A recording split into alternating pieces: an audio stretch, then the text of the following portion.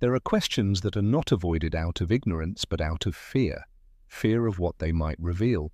Fear that, when spoken aloud, they might awaken something we have forced into silence within ourselves for far too long. And precisely this question here seems at first glance harmless, almost innocent, yet it carries within it a quiet power capable of breaking through every emotional defense. Who will take care of you when you are old? Pause. Listen closely to what you are asking yourself. It is not a threat, not a tragedy inevitably written. It is merely a profoundly human possibility, so real that it frightens us with its closeness. We often believe that if we do not say it aloud, if we do not let it in, we can escape it. But that is not how it works, for this question does not belong to the future. It happens in the now, in this moment, in the way you engage with your life, your relationships, your silence. If this question unsettles you, if it stirs something within you, if you feel a quiet but persistent tension, then that is a good sign. Not because somewhere a ready-made answer awaits you, but because something in you, something essential, awake, still has the ability to take responsibility, to look and to humbly recognize. The life you are building today is the same life that will accompany you when your legs are no longer strong, when the voices around you grow quieter, when the world demands from you more memory than speed.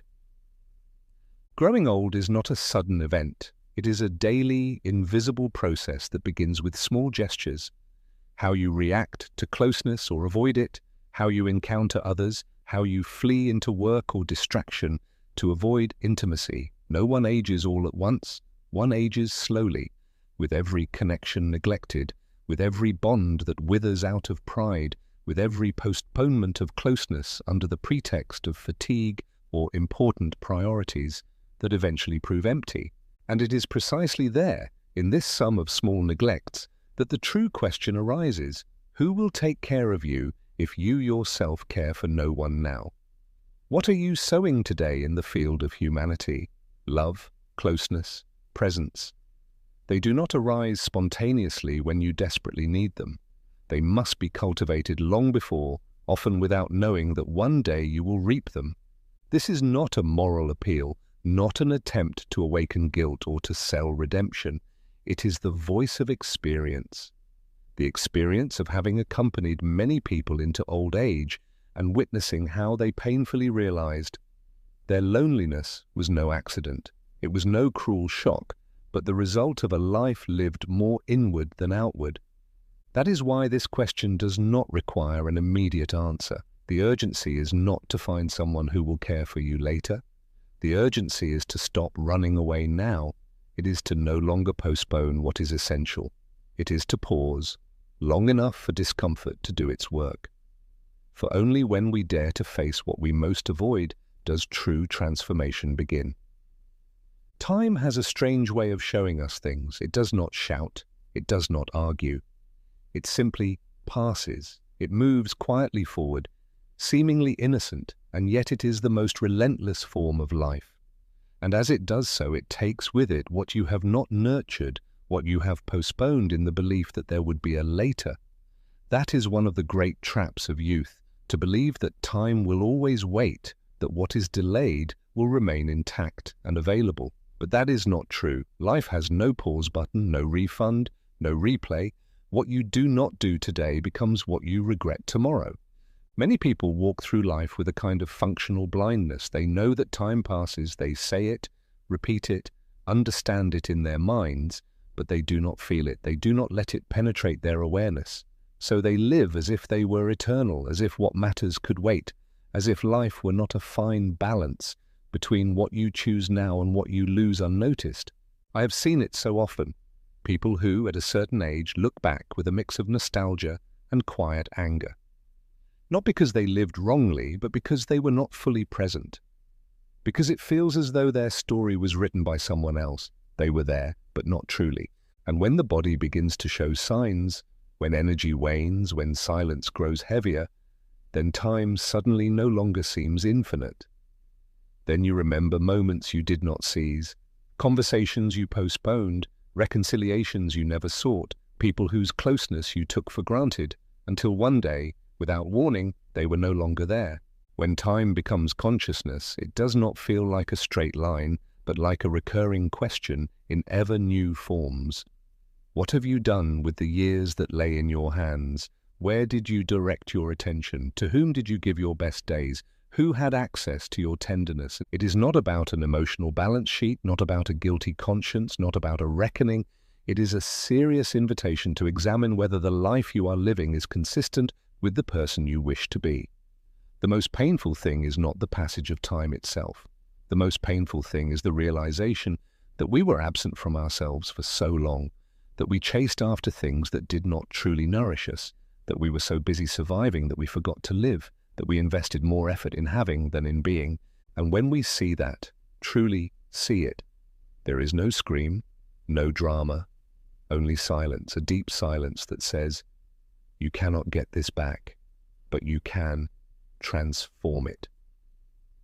Perhaps that is the only worthy way to deal with time, not to deny it, not to fight it, not to try to stop it, but to listen to it, let it speak, accept its pace as a teacher in order to understand what truly matters.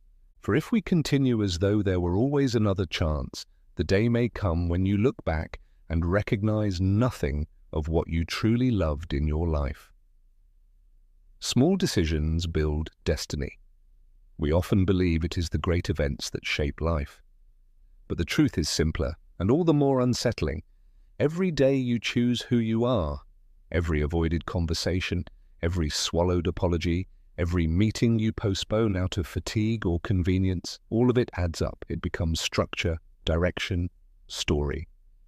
And this story you imperceptibly write as the preface to your old age. One does not grow old on the day the first wrinkles appear or when the body aches. One grows old when one stops nurturing relationships, when one repeats patterns long known not to work, yet clings to them because change would demand too much honesty. One grows old each time one puts the urgent above the human, the superficial above the meaningful, the comfortable above the necessary. And there is something that must be said, even if it is uncomfortable.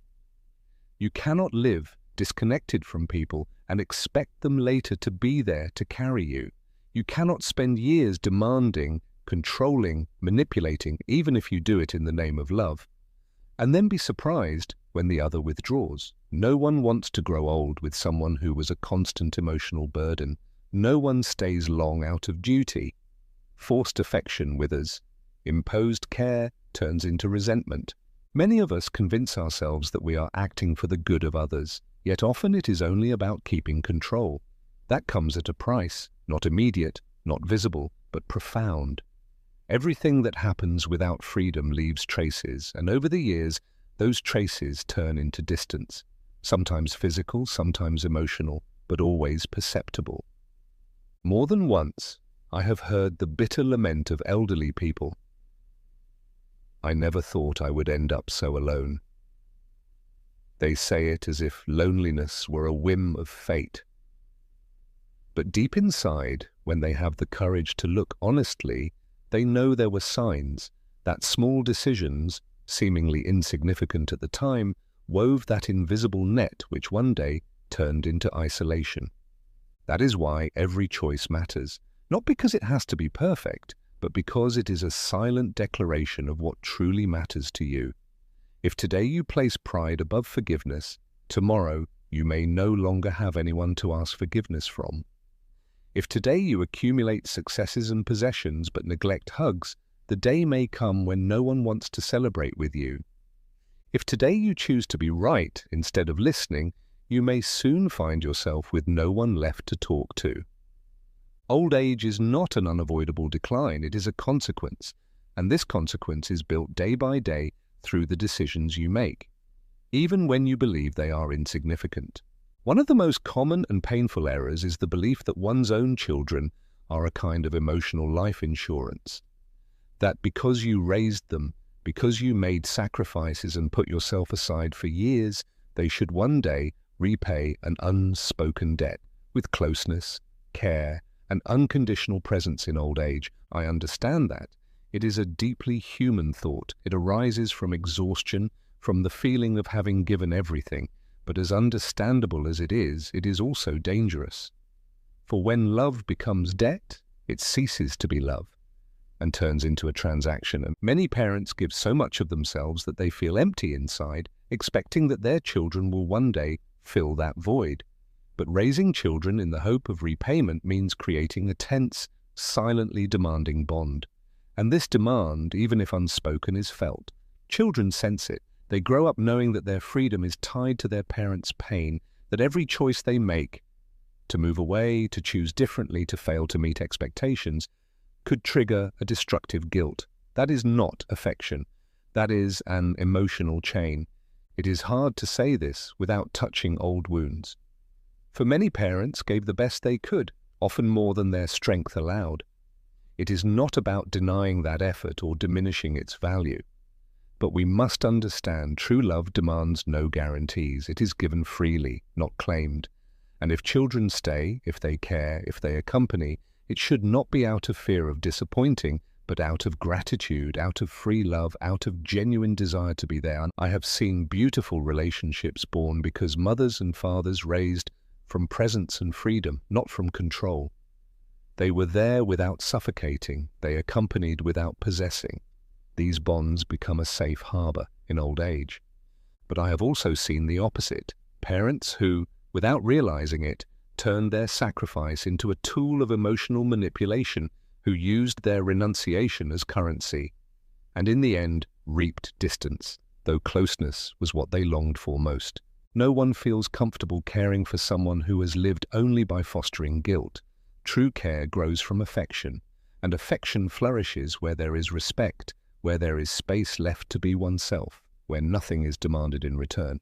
Therefore, if you have children, look at them with love, but also with freedom.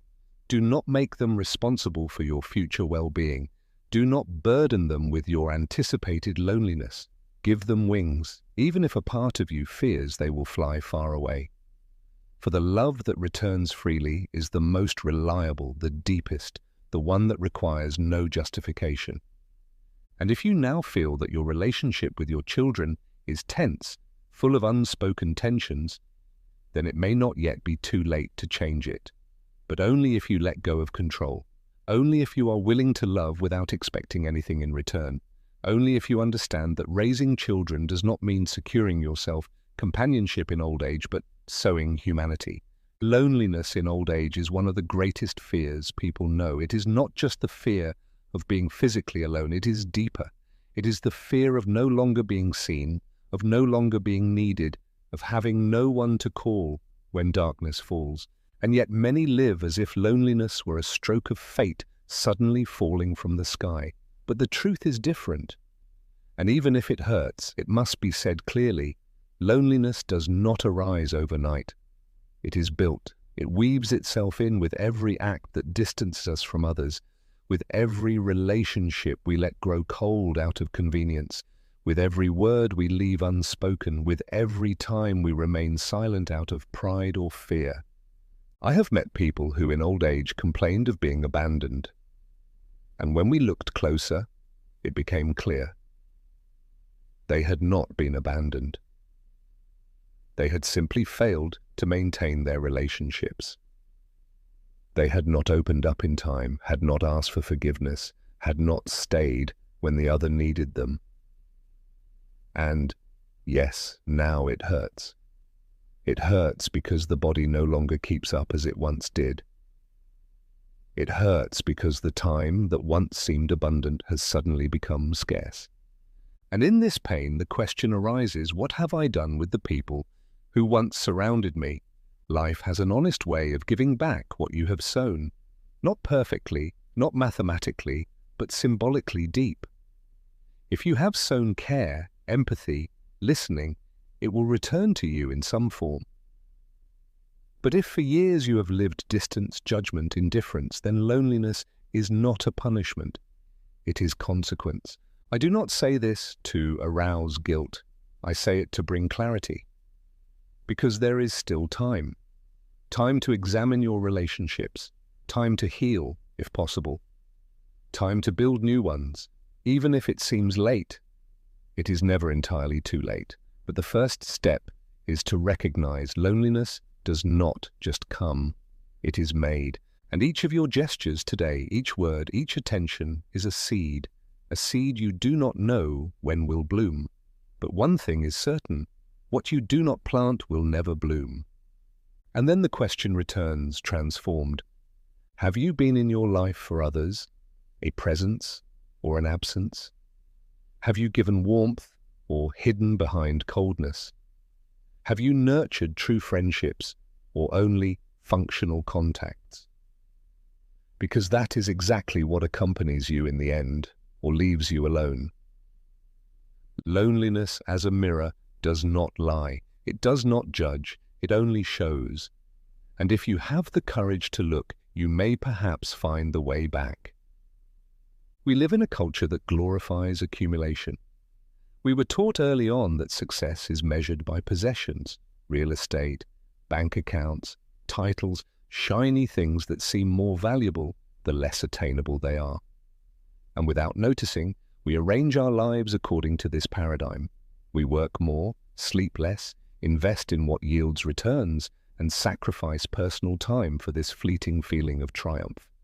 But when the years pass and the body demands rest, a bitter truth emerges. All that you have accumulated does not carry you. Gold does not comfort. A bank account does not embrace. Public recognition does not listen when you need to cry. Of course, material goods have their value. They offer comfort. They can provide security. But there is a huge difference between owning resources and making those resources your identity. For what truly accompanies you in the most vulnerable phase of life is not the material, but what you have sown in humanity. I have known people who had materially very little, but an immense wealth of affection. People who in old age are surrounded by looks of respect, by embraces that demand nothing, by presences that need no explanation. And I have also seen the opposite, people with wealth, power, a biography full of visible successes, and yet alone. Phones that no longer ring, visits reduced to the bare minimum, eyes that avoid contact because their life was built on results, but not on relationships. True wealth cannot be measured in numbers. It reveals itself in the quality of your relationships, in the emotional memory you leave in others, in how you are remembered when you are not there, and in how people feel in your presence when you are there. This cannot be built overnight. It is not for sale, not negotiable. It grows day by day in the small gestures of humanity that we so often overlook because we are too busy getting far. There are people who have achieved everything they dreamed of professionally, and yet have no one with whom they can share a meal without feeling foreign. They spent so much time taking positions that they forgot to find a place in another's heart. And when they want to return, sometimes it is too late, for spaces that are not filled with tenderness fill themselves with distance. Therefore, when you hear the word fortune, do not think only of numbers or titles. Think of your emotional legacy. Think of how you are already remembered now, whether people are with you by choice, out of genuine affection, or only out of obligation. And if you feel that there is coldness, absence, estrangement, you can still do something. For the true wealth that remains is born of authenticity. There is a deeply rooted belief that we should carefully examine, the belief that we, merely by our existence, our age, our history, are entitled to be cared for. But care is not an automatic right. It is not activated by age or exhaustion. True care cannot be demanded without. It is inspired. That sounds harsh, but it is liberating because it gives us back the responsibility for how we have lived, what we have given, what we are still willing to give. No one wants to care for someone who has always been only a burden. No one can open up inwardly to accompany someone who never knew how to accompany. That is not selfishness. It is emotional exhaustion. It is profoundly human to withdraw from relationships in which one has only given, only carried, only endured. Care does not bloom on dry soil. It needs affection, listening, reciprocity, even if it was imperfect. And here, many people one day face a quiet sadness. The realization that they never learned to truly care. that they confused care with control, presence with dominance, sacrifice with manipulation. And now they expect someone else to do the same for them, but out of love. It does not work that way. True care grows out of deep respect, quiet admiration, trust built step by step. It does not depend on blood ties or family duty. It depends on the emotional story you have woven with each person, on what you have given without expecting anything in return, on the small gestures that seemed insignificant but planted emotional memory, listening when no one did, embracing without haste, accompanying without judging, being there when it was uncomfortable. And the most beautiful thing is, it is never too late to begin. True bonds are not born from time, but from quality. You may have been absent for a long time, but if today you decide to truly be present, with sincerity, with humility, with tenderness, something changes. For the human soul responds when it feels honesty. Therefore, the real question is not, who will take care of me? But, whom do I take care of today, without conditions? Where do I leave traces of true presence? Which relationships do I nurture without expecting return? For the care that one day reaches you does not come from guilt. It comes from emotional memory. And this memory cannot be bought, cannot be forced. It is earned day by day in the way you treat others, even when no one is watching. In a world that celebrates financial planning as the epitome of foresight, it is understandable that many people dedicate their adult lives to building material security. They prepare for retirement, they invest, they save, they forgo pleasures of today for a more comfortable tomorrow. There is nothing wrong with that. It is wise, responsible, sometimes even necessary. But the question that hardly anyone asks, but that grows louder with the years, is, what happens when that future day comes, the account is full, but the soul is empty, because no one tells you that inner peace is not for sale, that the feeling of having lived well does not arise from looking at a table of numbers, but in the quiet moment of reflection, when you close your eyes and remember without regret. True comfort in old age does not come from the financial cushion, but from the emotional cushion you have built throughout your life. I have seen people with the best economic situation, big houses, secure accounts, and yet with a chronic sadness they cannot explain. And when you look deeper, you realize it is not money that is missing. It is meaning, true companionship, the sense that their life had significance, that they left traces, that someone thinks of them with tenderness when they are not there. This cannot be planned with an insurance policy. It arises long before, in the way one lives each stage of life. Preparing the bank for the future is important, but preparing the soul is urgent, because old age, in its nakedness, allows no distractions. When the outer noise falls silent, what remains is the quality of your inner world, your memories, your relationships, your farewells, your lived affection, your ability to forgive and to forgive yourself. This preparation does not happen only through reading or abstract thoughts. It happens through actions, through courageous decisions, through true presence, through postponed conversations that you finally hold, through reconciliations that may not change the past, but ease the conscience, through simple gestures that give a peace that cannot be bought. Often we believe we are prepared for old age because the practical side is settled. But the real question is another. Are you at peace with yourself? Do you know who you are when you are not busy? Do you have someone with whom you can share silence without discomfort? Can you look at your story with compassion, without embellishing it or condemning it? That is the most important preparation, because when the body demands rest, when activities lessen, when visits become rarer, it is not what you possess that carries you, but what you are. And if what you are is in order, if your soul has a warm place to live, then old age will not be a threat, but another stage you live with dignity. Old age has the quality of a bare mirror. It does not beautify, it does not distort, it does not smooth the lines. It shows what is. It shows what you were, what you gave, what you left unfinished. It invents nothing, it punishes not, it rewards not.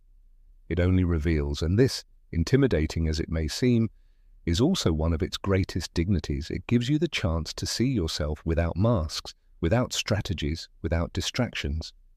It leads you back to the center, to the heart of what your life was. Many do not fear time itself, but what they might see in the mirror of time. For it is one thing to grow old with a calm conscience, with the certainty of having been loved, of having been present and honest with oneself and with others, and another to grow old with unresolved guilt, with resentment, with broken relationships that one never tried to repair. I have often heard the phrase, "If only I could go back," and almost always a pause follows, a pause full of unspoken emotions. For most do not want to go back to change great decisions, but to say what was left unsaid, to embrace a little longer, to forgive while there was still time. They are small things, yes, but in the end it is precisely these that weigh the heaviest. Life cannot be rewound, but it can be reinterpreted. Even if we cannot change the past, we can give it a different place within us. We can stop carrying it like a stone and begin to see it as a source of wisdom. Old age, bravely embraced, allows this work, reconciliation with one's own history. Do not fear growing old. Fear rather growing old without having truly lived, without having truly loved, without having allowed yourself to feel, without giving yourself the chance to build something that goes beyond yourself.